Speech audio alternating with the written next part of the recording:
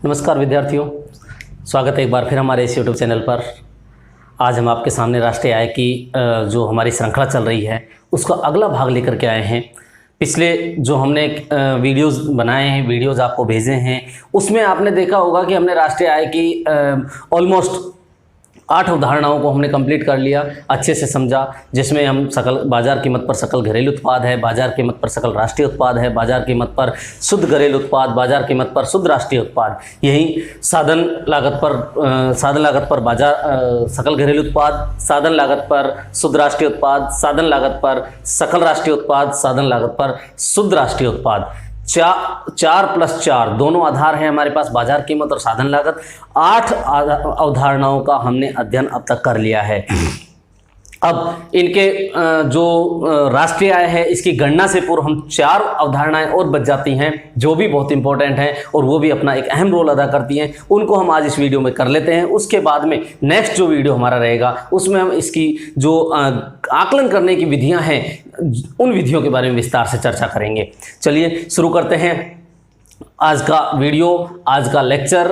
आपके जो नए आयाम हैं राष्ट्रीय आय के, उनके साथ हमारा टॉपिक वही है जो पुराना चलता रहा है। राष्ट्रीय आय लंबा टॉपिक है, लगभग 4 से 5 वीडियो इस पर आ चुके हैं आपके सामने। अभी तो इसमें 2-3-4 वीडियो और बन जाएंगे। तो अच्छा, टॉपिक भी अच्छा है, लंबा भी है, बस आप देखते रहिएगा। पिछले वीडियोज अगर आपने देखे तो आपको समझ में आ रहे होंगे, और नहीं आ रहे हैं तो आप मेरे को कमेंट बॉक्स में जाकर कमेंट कीजिए, मैं आपकी जो डाउट्स हैं उनको सभी को क्लियर करूंगा। तो विद्यार्थियों, आज हम शुरू करते हैं। अगला जो हमारे पास में आ जाता है, हमने 8 अवधारणाएं कर ली थी। 8 के बाद 9th जो अवधारणा आती है वो हमारे पास में आती है निजी क्षेत्र को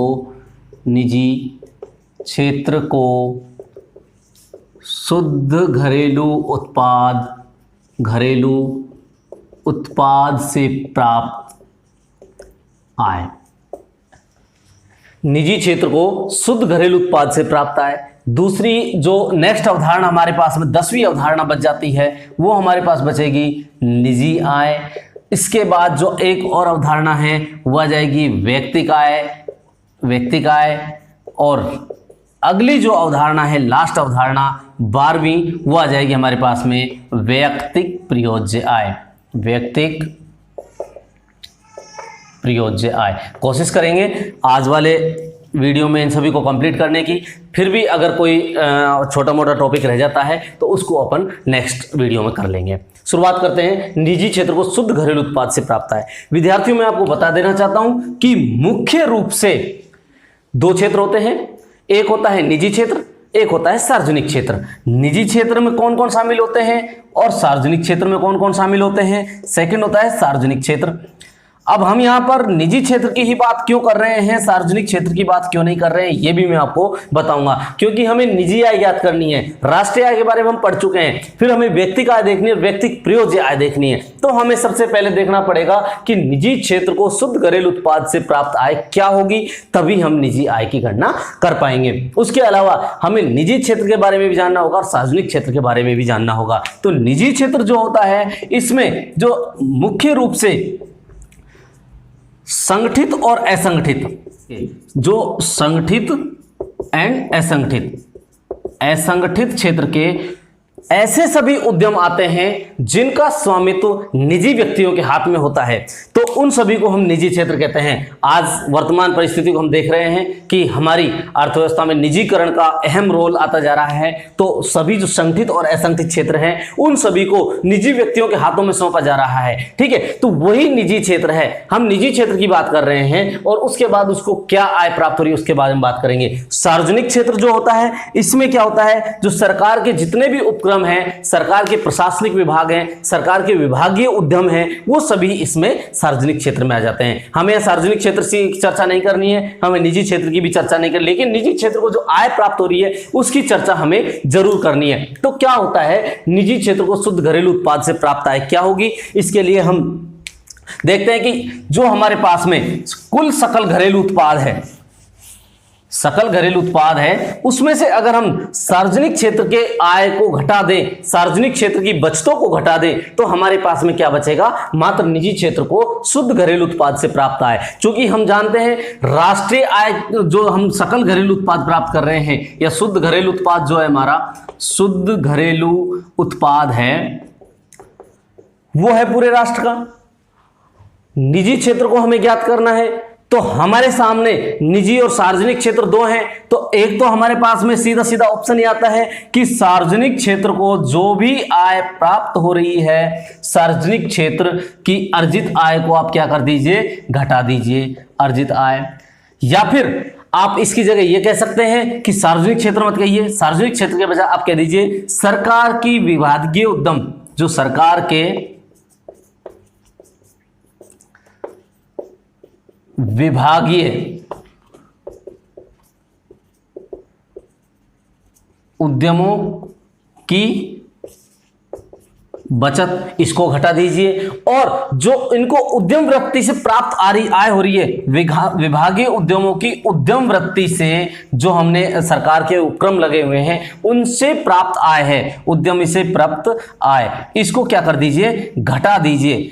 तो उससे क्या होगा? आपकी क्या मिल जाएगी? निजी आय आपको, निजी क्षेत्र को शुद्ध घरेलू उत्पाद से प्राप्त आय, निजी क्षेत्र को ये जो अपना है शुद्ध घरेलू क्षेत्र से शुद्ध घरेलू उत्पाद से प्राप्त आय प्राप्त हो जाती है। तो देखिए, निजी क्षेत्र को शुद्ध घरेलू उत्पाद से प्राप्त आय ज्ञात करने के लिए हम क्या करेंगे? जो हमारा शुद्ध घरेलू उत्पाद है उसमें से हम घटा देंगे सार्वजनिक क्षेत्र की जितनी भी अर्जित आय है, चाहे उसमें फिर सरकार के विभागीय उद्यमों की बचतें हो, चाहे सरकार को उद्यम वृत्ति से प्राप्त होने वाली आय हो, इस सभी को हम क्या कर देंगे? घटा देंगे। हमारे पास में आ जाएगा निजी क्षेत्र को शुद्ध घरेलू उत्पाद से प्राप्त आय। सिंपल सा टर्म है। इसके बाद जो अगली हमारी अवधारणा आ जाती है वो आ जाती है निजी आय। निजी आय क्या होगी विद्यार्थियों? निजी आय के लिए अब हमें ये ज्ञात करना जरूरी था, निजी आय के लिए हमने ज्ञात कर लिया है। तो निजी आय ज्ञात करने के बाद में जो निजी क्षेत्र के उद्यम हैं, जितने भी संगठित क्षेत्र के, असंगठित क्षेत्र के, उन सभी से जो आय अर्जित हो रही है और कुछ सरकार से जो हमें ट्रांसफर पेमेंट्स मिल रहे हैं, विदेशों से हमें कुछ ट्रांसफर पेमेंट्स मिल रहे हैं, उन सभी को आप जोड़ दीजिए, वो आपकी क्या बन जाएगी? निजी आय बन जाएगी। तो इसके लिए हम करेंगे कि जो अपने पास में निजी क्षेत्र को शुद्ध घरेलू उत्पाद से प्राप्त आय, इसमें आप जोड़ दीजिए NFIA। मैंने आपको पिछले वीडियो में समझाया है क्या होता है, विदेशों से प्राप्त शुद्ध साधन आय, इसको आप जोड़ दीजिए, प्लस कर दीजिए इसमें आप सरकार से प्राप्त हस्तांतरण, जो सरकार से आपको हस्तांतरण प्राप्त हो रहे हैं, हस्तांतरण, इसको आप प्लस कर दीजिए।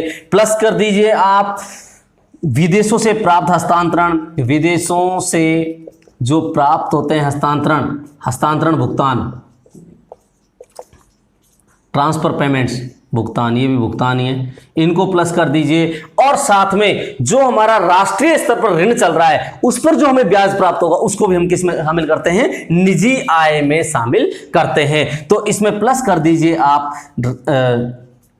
राष्ट्रीय ऋण पर ब्याज, राष्ट्रीय ऋण पर ब्याज, इन सभी को आप शामिल कर दीजिए, आपकी बन जाएगी निजी आय। ध्यान से देखिएगा जिस प्रकार से हमें जीडीपी ज्ञात करने के बाद सारी अवधारणाएं एक साथ सॉल्व हो गई थी, उसी प्रकार से हमें यहां पर सॉल्व करना है कि निजी क्षेत्र को शुद्ध घरेलू उत्पाद से प्राप्त आय क्या होगी? सार्वजनिक क्षेत्र की अर्जित आय को घटा दीजिए, जिसमें चाहे विभागीय उद्यमों की बचत हो, चाहे उद्यम वृत्ति से प्राप्त आय हो, इसमें इसको भी कर दीजिए, माइनस होना है सारा, तो ये हो जाएगा। उसके बाद में जब हमें निजी क्षेत्र को शुद्ध घरेलू उत्पाद से प्राप्त आय प्राप्त हो गई है, उसमें आप जोड़ दीजिए विदेशों से शुद्ध साधन आय, जोड़ दीजिए उसमें सरकार से प्राप्त हस्तांतरण भुगतान, उसी में आप जोड़ दीजिए विदेशों से प्राप्त हस्तांतरण, और इसी में आप जोड़ दीजिए राष्ट्रीय ऋण पर ब्याज, तो आपको प्राप्त हो जाएगी आपकी निजी आय। इसके कुछ न्यूमेरिकल एग्जांपल्स में मैं सॉल्व कराऊंगा, वो अगले वीडियो में अपन देखेंगे। तो इस प्रकार से निजी क्षेत्र को शुद्ध घरेलू उत्पाद से प्राप्त आय और निजी आय, हमारे पास में दो कंसेप्ट ये क्लियर हो जाते हैं।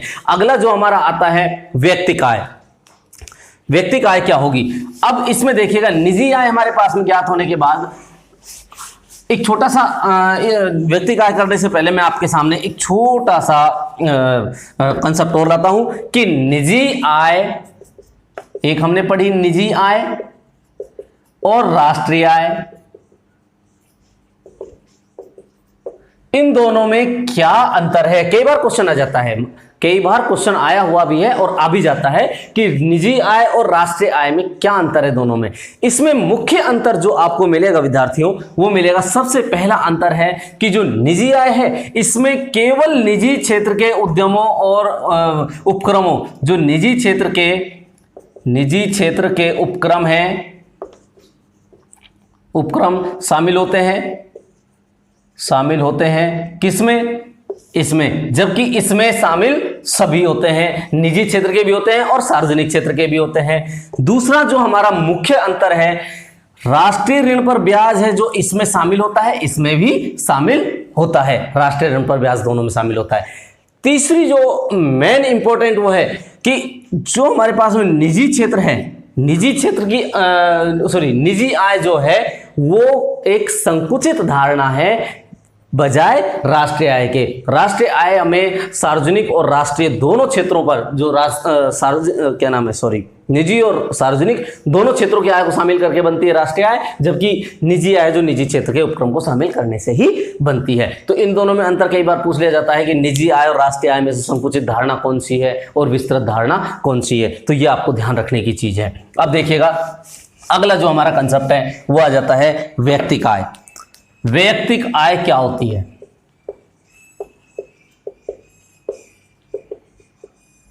वैयक्तिक आय होती है जो हमारी निजी आय है। निजी आय हमने क्या कर ली? निजी आय में से आप क्या कर दीजिए? माइनस कर दीजिए अवितरित लाभ।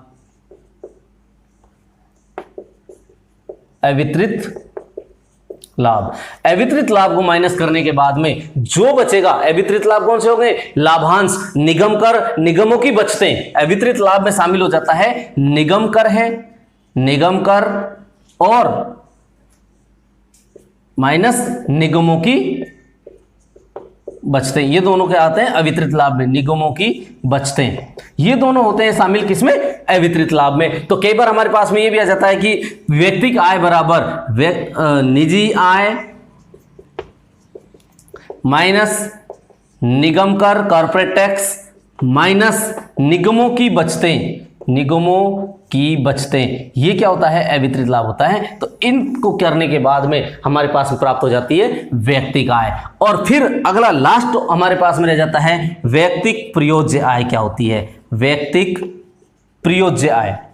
प्रयोज्य आय का मतलब होता है कंज्यूमेबल इनकम। क्या है? हमारे पास में उपभोग करने के लिए, मतलब हमारे काम में लेने के लिए आय कौन सी बची? एक तो वैयक्तिक आय होगी। तो हम क्या करेंगे? वैयक्तिक आय, प्रयोज्य आय का मतलब हो गया प्रयोज्य, जिसको हम क्या कर सकते हैं? उपभोग की भी कर सकते हैं और प्लस क्या कर सकते हैं? बचत भी कर सकते हैं। तो उपभोग और बचत दोनों को मिलाकर के हमारे पास में प्रयोज्य आय हो जाती है। तो वैयक्तिक प्रयोज्य आय के लिए हम क्या करेंगे? माइनस कर देंगे जो हमारी बचतें हैं और हमारे कर हैं उनको माइनस कर देंगे, तो हमारे पास में बचेगी वैयक्तिक प्रयोज्य आय।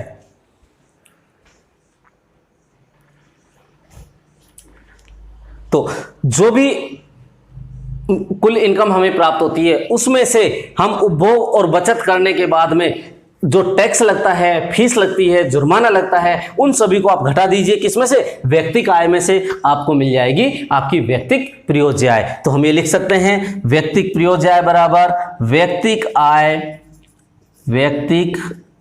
आय माइनस प्रत्यक्ष कर। जो प्रत्यक्ष कर लगते हैं डायरेक्ट टैक्स, प्रत्यक्ष कर, मैंने अप्रत्यक्ष और अप्रत्यक्ष दोनों करों के बारे में विस्तार से बता रखा है। माइनस आप कर दीजिए फीस, जुर्माना इत्यादि जो भी हैं उन सभी को घटा दीजिए और इसके बाद में जो बचेगा वो बच जाएगा हमारे पास में वैयक्तिक प्रयोज्य आय। इसका मतलब हम कह सकते हैं कि वैयक्तिक प्रयोज्य आय वह आय है जिसे हम अपनी इच्छानुसार खर्च कर सकते हैं, इच्छानुसार प्रयोग में ले सकते हैं। तो इस प्रकार से हमारी जो राष्ट्रीय आय की कुल अवधारणाएं थी 12 अवधारणाएं, जिनमें 4 मुख्य अवधारणा, 8 मुख्य अवधारणाएं हैं और 4 निजी आय से संबंधित अवधारणाएं थी, वो सारी पूर्ण हो चुकी हैं। अगर आपको इसमें किसी किसी प्रकार का कोई कन्फ्यूजन है तो आप मुझे ज़रूर शेयर करें, मैं आपके सारे डाउट्स क्लियर करूँगा। और अगला वीडियो जो हमारा आएगा, अगले लेक्चर में हम आपको इसकी विधियों के बारे में बताएंगे कि इसके माप की विधियाँ कौन कौन सी हैं। आज के वीडियो में हम इतना ही चर्चा करेंगे। अगला वीडियो जानने के लिए आप इसको सब्सक्राइब जरूर कर दीजिए, और आपको कोई चीज़ समझ में नहीं आ रही है तो पिछले वीडियोज़ को आप जरूर जा करके देखें ताकि आपको हर चीज़ के डाउट क्लियर हो जाएं। नमस्कार।